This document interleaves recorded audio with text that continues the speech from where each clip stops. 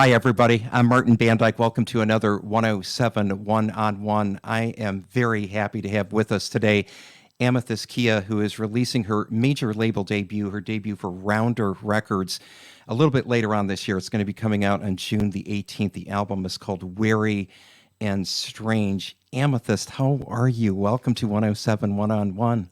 Hey, I'm doing great. I'm just really stoked for the record to finally be coming out. I've been working on it for 3 years, and at one point didn't know when I'd ever get done with it. Three So years. Oh, yeah, goodness, it's gone goodness. it's gone through so many changes, and so many people have played in various settings on this record. So yeah, we finally. I think a big part of it just had to do with just not going in with an idea and then when I initially recorded and being like, I don't really want to do this. This isn't reflecting where I am currently. And then, kind of just figuring it out until I finally got it all settled back in July. So yeah.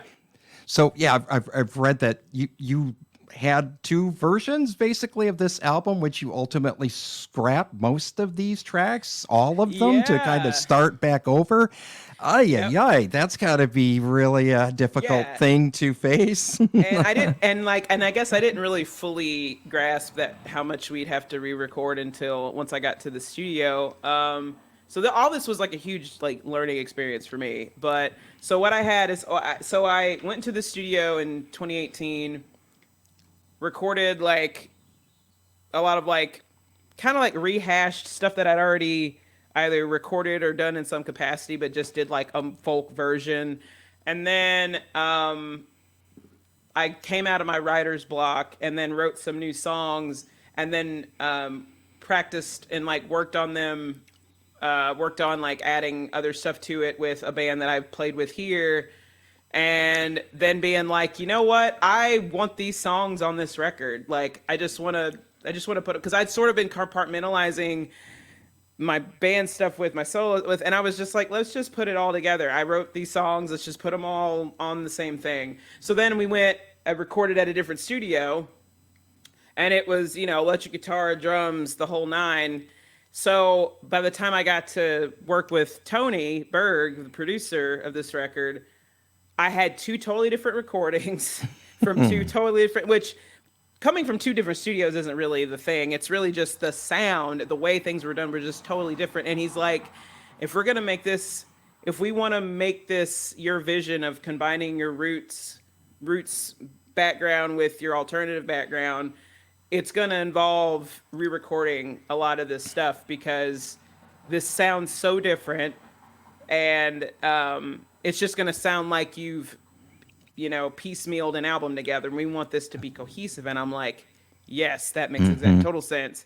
But yeah, I mean, at first I was like, oh my God, we're recording everything. But the thing is, the players that he had come in, have been players that he'd worked with in the past that have been like, you know, doing this, for a while. So the people that came in, it was just like, it was kind of like butter. It was such a streamlined process that I was like, oh wow, we're gonna get this done. We're gonna get all my, because I had to re-record all of my vocals, all of my background vocals, all of my guitar, because the other issue too is the two times I went to the studio was like in between touring and doing other stuff. So every time I'd be in the studio, I was usually exhausted, and I wasn't vocally where I could have been.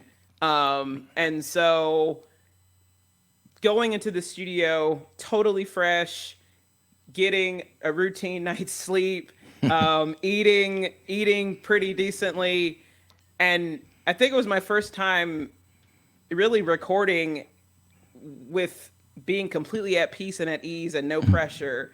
And it's really some of the best vocal performance stuff I've really done on a record. So I'm Oh, really excited for, everybody to hear it, So oh, I could not agree with you more. This is really one of the essential albums so far here in 2021.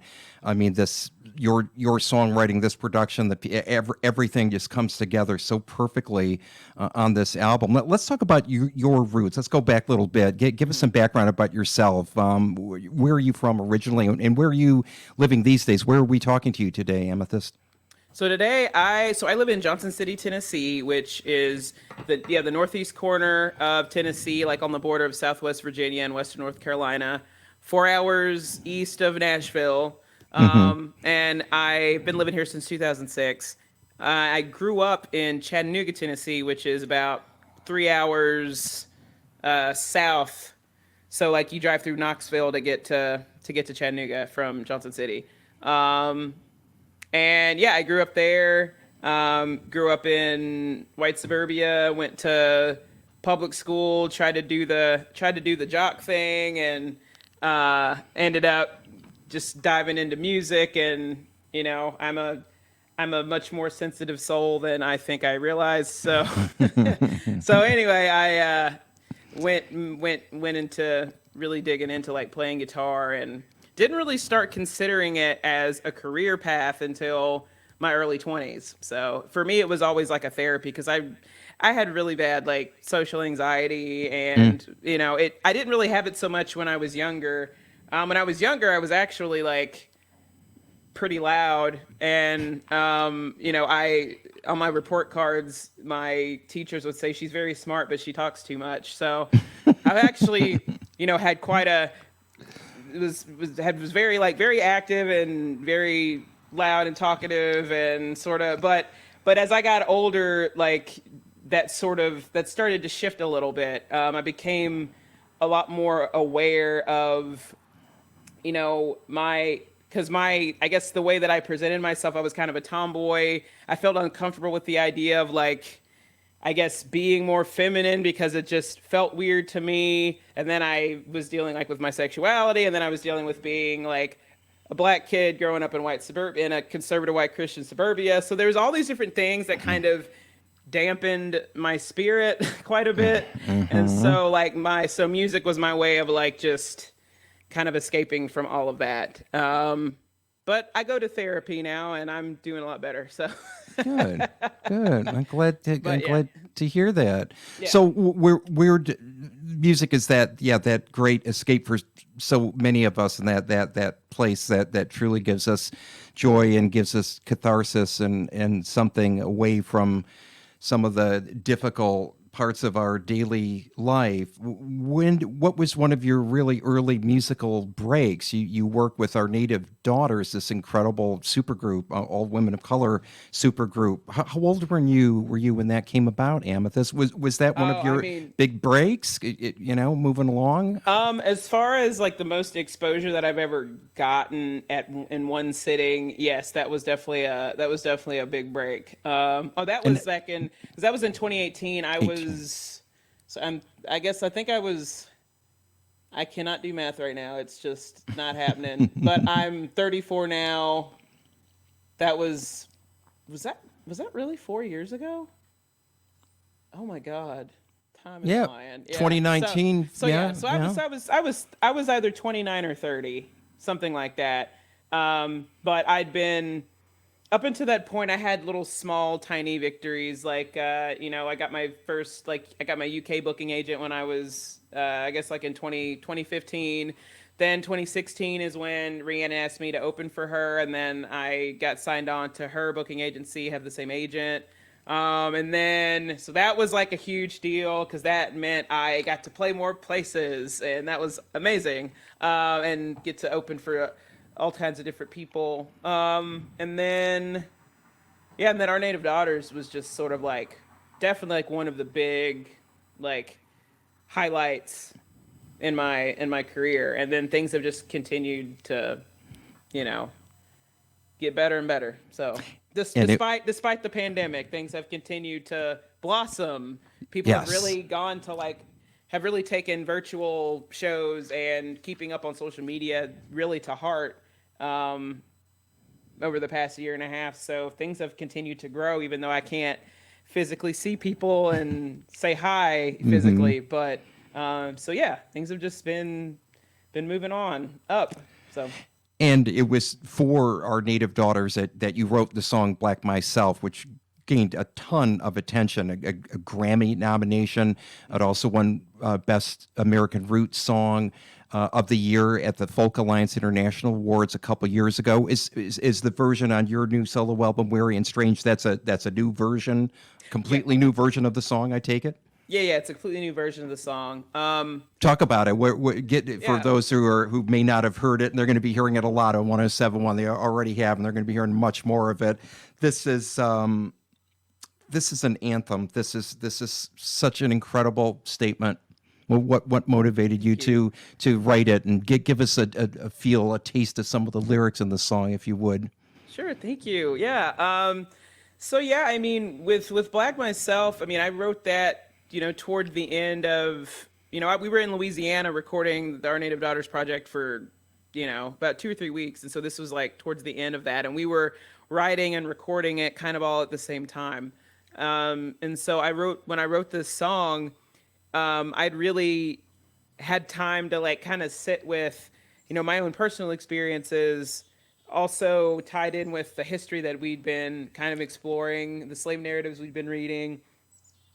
And there was a song in particular that Black Myself, the actual title, kind of sparked from, and it was Sid Hemphill's version of John Henry. There's a line in the song where he says, "I don't want no red black woman, black myself," and it kind of conjured up these ideas of the kind of interracial discrimination that's happened within the black community as a coping mechanism for the racism that was happening. This idea of the lighter your skin is, the better chance you'll have at being accepted by Eurocentric society. So that's where the idea of like the paper bag test came from, because there were different societies that if you were darker than a paper bag, you couldn't be part of it. So That's what that lyric is. Uh-huh. yeah. So it kind of really kind of started with that lyric, and then and Black Myself just kind of became like a mantra, So then I just started like writing about different things that happened because I'm Black myself. But then in the last verse, I kind of wanted to flip that around and be like, well, I'm surrounded by loving arms. I can go anywhere I want to go. I can stand my ground because I'm Black myself. Whereas the other two verses were like, I want to jump the fence and wash my face in the creek, but I'm Black myself, referring to, an enslaved person, like not being able to leave, or if they did leave, they run the risk of, being beaten within an inch of their life if not killed. So, and then, in the middle verse talking about like, I pick the banjo up and they snare me because I'm Black myself, kind of looking at the whole idea, part of this project was reclaiming the banjo as being part of the Black experience. Not to take it away from white people, but to just be like, hey, we played it. It came from West Africa, and now we all can like share in this wonderful instrument, as opposed to it being, only white people play it, So Yeah. I just really kind of want to explore all the things over the past 400 years and try to put it in 3 minutes of a song. So It's quite a task, but you do it very, very well. And the song rocks too, which it just has got such Thank a you. feel to it, which just moves me. It truly does. Ironically, I didn't write it on a banjo, but it was just when I started singing it, and the riff, I was like, this just like, I don't know, it just worked. It just made sense, and I was like, well, we'll just roll with it. So. Oh yeah. Take us another very strong and song that follows Black Myself on your new album, Wearing Strange. And again, difficult, this is as personal subject matter as it gets, the song Wild Turkey. Do you mind talking about this? Oh yeah. I'm at a point now where there was about 12 years where I didn't even tell people how my mom died. If anybody asked me, like, oh yeah, she died, and they'd ask, how, some people would ask, do you mind me asking? I'm like, I actually don't want to talk about it. Like, I literally would not talk about it for 12 years. So I have finally gotten to the point where I can actually, discuss it and because I know how much it's going to help other people going through something similar. But anyway, so Wild Turkey is was my way of giving it was a message to my 17-year-old self, that it's okay to grieve. It's okay that you feel this way, because for a number of years, I really kind of like disassociated myself from those feelings. And I internalized this idea that, well, if my own mom won't even stick around to be with me, then why should I make friends? Why should I even hang out with, like, what's the point if my mom won't even stick around? And I misplaced, like, the thing about suicide is people, they do it because they think that the world's better off without them. It wasn't that she didn't love me. She was mentally unwell and didn't get the help that she needed, or she didn't seek the help that she needed. And we, it all came to a surprise, to me and my dad. And so yeah, I mean, it was just, so for me, being able to work through this idea of like, there was nothing wrong with me. She didn't leave me because she didn't love me. But once I internalized that, then all of my personal social interactions were very guarded. I went to school, I played in school band, but like outside of that, it was just, I was very kind of closed off when it came to getting personal with people, because I just figured I'll just keep my guard up. But, and while on one hand, that sense of like intense focus on my music and not having those social experiences are part of why I'm here today having this interview with you, and things have happened the way they happen. I feel like there was like a giant part of like my life, that a chunk of life socially, that I kind of like missed out on a little bit. And I've been making up for lost time over the past few years. Like I feel like I'm like a weird space alien that like entering into the world and like understanding how to navigate things socially, how to how to not take some things as personally, or being able to be okay with rejection, I guess. Which my whole thing was avoiding rejection. And once I started to accept that, like, you know what, not everybody's going to like you. You're not always going to say the right thing at the right time. And it's fine, So yeah. I kind of went a little off topic, but No, that okay. that's fine. We were talking about the song, and then I kind of, No. but yeah. No. We love being digressive on 107 Okay. one-on-one. It's very informal, and we love right. going off on any subject matter tangent that you would like. It's all relevant. Let's talk about this guy, Tony Berg, who produced this album. Who is this guy? Who has he worked with? How did you two come together to work on this album? This is quite a producer, this man. Oh yeah. What's interesting? So the way that I met him was after I finished the second, I guess what ended up being ultimately demos. My management shopped it to some labels, and Mark Williams, the A&R rep at Concord, reached out or responded back. I met him when me and my dad went to the Grammys in LA the day before. We met up with him, had a great conversation. And then, the next week or so, he was like, "Hey, I let Tony Berg listen to your recordings, and he's blown away by your voice and your songs, and he's interested in meeting up with you." And then I like looked up Tony Berg, and I looked up and I was like, "Oh, Sound City Studio. Okay, like literally any amazing person that's ever existed has like recorded there.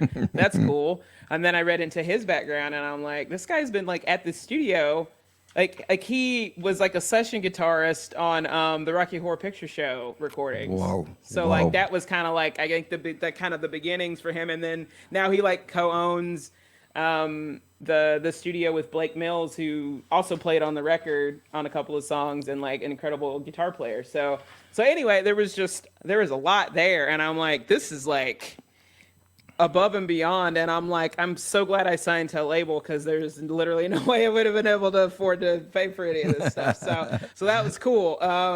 So yeah, and so once you get into that studio with him and Will McClellan was the recording engineer. He was they were just so incredible to work with, and all the musicians that came in for the recordings were also just everybody was just so cool and so really like connected with the songs in a really amazing way. And Tony, watching him as a producer, like seeing what he did, I was kind of like taking notes because I'm like, this is cool. Like because I have aspirations now to sort of at some point in the future like be able to produce, because it was amazing for him to listen to something and then he'd run off and then come back with like just an instrument or like a sound looper or like some sort of sound that can be like, ooh, this would sound really cool in here, and just it was like his playground, you know. And that it was so much fun working with them. So just incredible. Yeah, it was really cool. Just the album, it's masterfully produced, and there's so just details and instrumentation that will jump out in spots where you go, wow, that's the perfect touch for that song. So yeah, you mentioned Blake Mills plays guitar. Yeah, you know, looking at his resume, Fiona Apple, Alabama Shakes. He played on Bob Dylan's latest album, for God's sake, Rough and Rowdy Ways.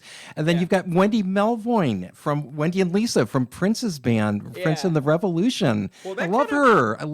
Well, that blew me away because like I recorded, obviously I recorded all my stuff. We re-recorded all the rhythm tracks, and then once my stuff was done over the course of 2 weeks, I went ahead and left. And then the next time I talked to Tony, he's like, yeah, we had Wendy Melvoin come in and play bass. And I'm like, what?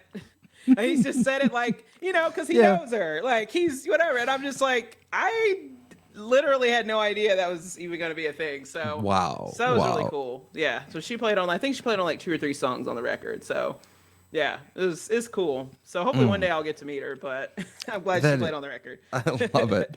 So coming up real soon, actually, next week you're going to be on Jimmy Kimmel. What are your thoughts about that? That this is, I assume, your biggest TV appearance to date, or certainly got to be one of them, right? I mean, yeah, this is my first late night show appearance. So congratulations in advance. Thank you. I mean, this will probably be this will be the most eyes that maybe have ever been on anything that I'm doing. So like, this is such a big deal. The only slightly bittersweet thing, because I really don't have anything. I literally have no right to complain about anything. But the only thing is that I'm not going to get the full experience just because of COVID. They're still playing like pre-recorded things. So yeah. We've already took care. We knocked out a bunch of pre-recorded video a little bit ago just to get prepared for stuff like this. So like, we're already good. We've got a really nice quality video with some really cool players on it. So we're good to go there. But yeah, just my only hope, next time just keep my fingers crossed to actually have the full experience. But either way, like, I'm really excited about it. And I feel like I'm in a position now where like, I've been, I'm fully vaccinated now.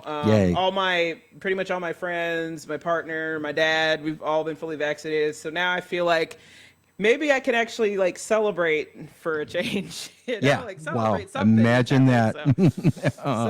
So we're really excited about it. I'm delighted. So we're just so excited for this debut album on Rounder Records, due out June the 18th, from our guest Amythyst Kiah. Look for this album, Weary and Strange. I really appreciate you taking the time, Amythyst, to talk to us on our 107 one-on-one.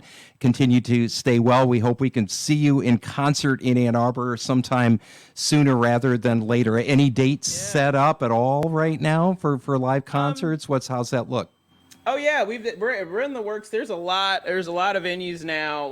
There's like a lot of gigs popping up, mostly for the fall. Got a few coming up in towards the end of. We got some in June, July, a lot in September and October coming up. So you can just stay tuned on amythystkiah.com, and we'll keep it updated. So there's definitely some coming our way. I don't know if there's any for Michigan yet, but I want to go back to Ann Arbor because last time I was there, it was amazing.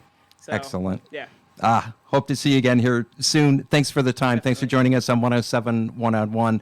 Take care. Appreciate take it. care. All Thank right. you. Yeah, see you. Bye.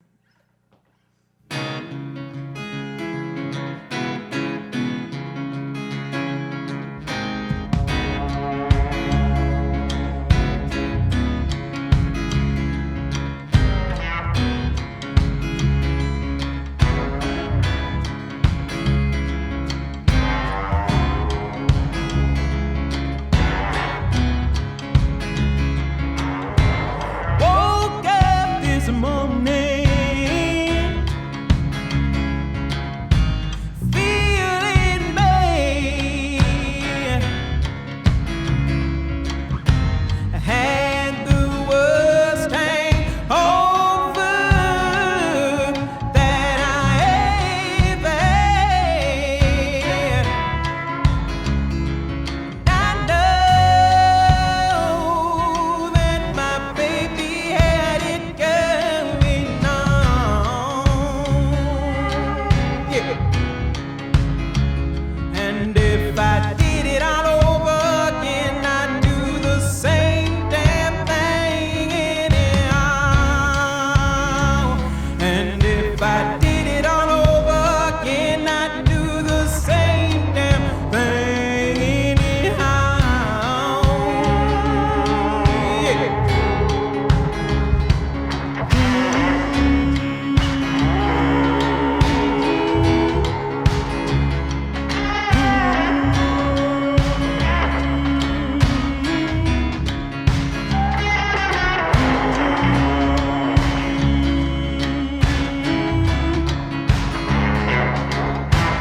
Eyes are like switchblades,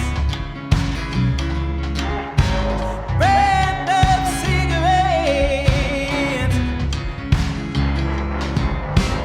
Lord knows I'd like to look, but I will stay today. I know that my baby had it going on. Yeah. And if I did it all over again, I'd do the same damn thing anyhow.